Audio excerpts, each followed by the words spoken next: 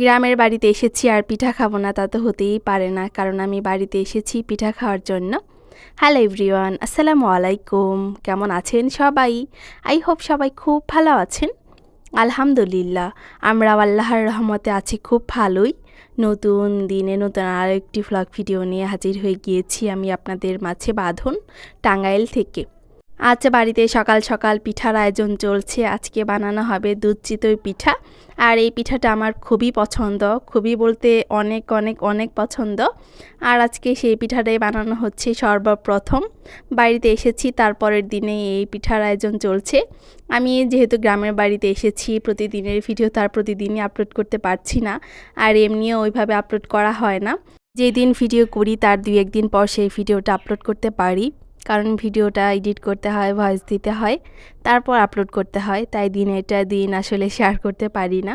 পিঠা বানানোর জন্য এদিকে গুড় আনা হয়েছে, খাঁটি খেজুরের গুড়। আর অনেকের কাছে শুনি যে খেজুরের গুড়ের ফ্লেভার নাকি পিঠাতে তাদের ভালো লাগে না, অনেকে আখের গুড় দিয়েই পিঠা বানায়। কিন্তু আমাদের বাড়িতে সবাই দেখি যে খেজুরের গুড় দিয়েই পিঠা বানায়। খেজুরের গুড়ের পিঠার স্বাদটাই অন্যরকম, কিন্তু অনেকের কাছেই শুনি যে তারা নাকি খেজুর গুড়ের ফ্লেভারটা সহ্য করতে পারে না, ভালো লাগে না, তাই তারা আখের গুড় দিয়ে বানায়। এটা আসলে যার যার পছন্দ অনুযায়ী। খেজুর গুড় পাটালিটার পাশাপাশি ঝোলাটাও আনা হয়েছে। ঝোলা গুড় নাকি আরও বেশি ভালো। আর এই ঝোলা গুড়টা দিয়ে গরম গরম চিতই পিঠা খেতে আরও ভীষণ মজা লাগে। আদিতার বাবার এদিকে চেকিং চলছে যে গুড়টা আসলে কেমন, সে চেক করে দেখছে। আর যেহেতু আজকে পিঠা বানানো হবে, অনেক পিঠা, অনেক জনের পিঠা, আর ঢেঁকিতেই সব চাল গুঁড়ো করে পিঠা বানানো হবে। সেই দুপুর থেকে বসে গিয়েছে চাল গুঁড়ো করার জন্য। এখন কষ্টের ভয়ে অনেকে মেশিনে গুঁড়ো করেই পিঠা বানায়, মানে চাল গুঁড়ো করে পিঠা বানায়। কিন্তু ঢেঁকিতে চাল গুঁড়ো করে পিঠা বানালে পিঠাগুলো বেশি সুন্দর হয়, মানে নষ্ট হওয়ার কোনো ভয়ই থাকে না, কোনো টেনশনই থাকে না যে পিঠাগুলো হবে কি না। আমার নানু আগে পিঠা বানাতো, দেখতাম পিঠাগুলো কত সুন্দর হতো, কোনো পিঠাই নষ্ট হতো না, কোনো টেনশনই থাকতো না।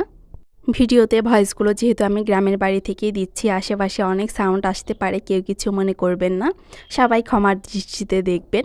আর এদিকে পিঠার আয়োজন শুরু হয়ে গিয়েছে দুপুরের পর থেকেই।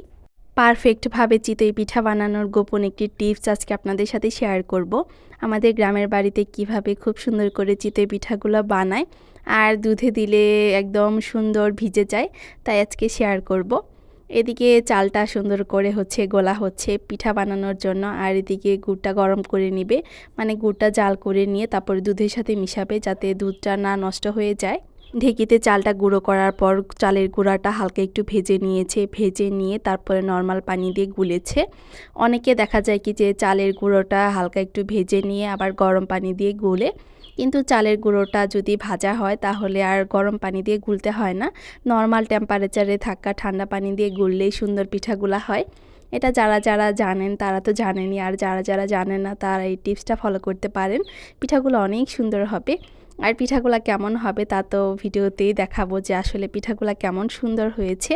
দুধটা জাল করা শেষ, এদিকে গুড়টাও জাল করে নেওয়া হয়েছে। এখন দুইটা একসাথে মিশিয়ে দেওয়া হচ্ছে। দুইটাই হালকা একটু ঠান্ডা করে তারপরে মিশাতে হবে যাতে দুধটা নষ্ট না হয়ে যায়। দুটো মেশানোর আগে খুবই ভয় লাগে যদি নষ্ট হয়ে যায়, কিন্তু আল্লাহর রহমতে একটুও নষ্ট হয়নি, খুবই সুন্দর হয়েছিল। এখন পিঠাগুলা ভাজা হবে আর দুধে দিয়ে দেওয়া হবে। চিতই পিঠাগুলো অসংখ্য ছিদ্রযুক্ত হয়েছিল, আর ছিদ্রযুক্ত পিঠা মানেই বেস্ট পিঠা। এই পিঠাগুলা ভিজে অনেক সুন্দর। আমাদের এলাকাতে দুধের পিঠাতে কোনো ধরনের এলাচ, দারুচিনি বা তেজপাতা ব্যবহার করা হয় না। এলাচ, দারুচিনির ফ্লেভার আমাদের কারোরই ভালো লাগে না, এমনিতেই খেতে ভীষণ ভালো লাগে, এলাচের ফ্লেভার একদমই সহ্য হয় না। যারা আমার চ্যানেলে নতুন ভিজিট করেছেন, যদি আমার চ্যানেলের ভিডিওগুলো আপনাদের কাছে ভালো লেগে থাকে তাহলে আমার চ্যানেলটি সাবস্ক্রাইব করে আমার পাশেই থেকে যেতে পারেন। আর ভিডিও শুরু করার আগে ছোট্ট একটা লাইক দিয়ে ভিডিওটি শুরু করতে পারেন। সবগুলো পিঠাই অসংখ্য ছিদ্রযুক্ত হয়েছিল, অনেক সুন্দর হয়েছিল, কোনোটাও খারাপ হয়নি। আর গত ভিডিওতে দেখিয়েছিলাম যে চিতই পিঠা ভাজার জন্য খোলা কেনা হয়েছে, সেগুলার একটাতে পিঠা ভাজা হচ্ছে আর আগের একটা ছিল, এই দুইটা মিলিয়ে পিঠা ভাজা হচ্ছে। আমি চিতই পিঠা ওইভাবে ভালোভাবে বানাতে পারি না, কিন্তু মাঝে মাঝে চেষ্টা করি বানানোর জন্য। আমাদের বাড়িতে যেভাবে বানাই ওইভাবেই বানানোর চেষ্টা করি। আমার পিঠাগুলো ভালোই সুন্দর হয়, এমন না যে খারাপ হয়। আমি যে টিপসটা শেয়ার করলাম, আপনারা যারা পিঠা বানাতে এভাবে মানে ভালোভাবে পারেন না তারা চেষ্টা করে দেখতে পারেন। আশা করি কাজে লাগবে, কারণ টিপসটা অনেক কার্যকরী। আর এভাবে পিঠা বানালে অনেক সুন্দর হয় পিঠাগুলা। আর কোনো ঝামেলাই হয় না, সবগুলো পিঠা খুব সুন্দর উঠে আর সুন্দর হয়। দুধেও সুন্দর ভিজে যায়, আর দুধের পিঠা না ভিজলে ভালোও কিন্তু লাগে না খেতে। চিতই পিঠা বলতেই অসংখ্য ছিদ্রযুক্ত হবে, খেতে মজা লাগবে, ভালো লাগবে আর দেখতেও সুন্দর লাগবে। যাই হোক, আজকে সকাল সকালে আমাদের পিঠা বানানো শেষ হয়ে গিয়েছিল, সন্ধ্যার মধ্যেই, অতটা রাত হয়নি, যেহেতু তাড়াতাড়ি পিঠা বানানো শুরু করে দিয়েছিল তাই তাড়াতাড়ি শেষ হয়ে গিয়েছিল। আর গরম গরম সবাই খাওয়া শুরু করেছিল।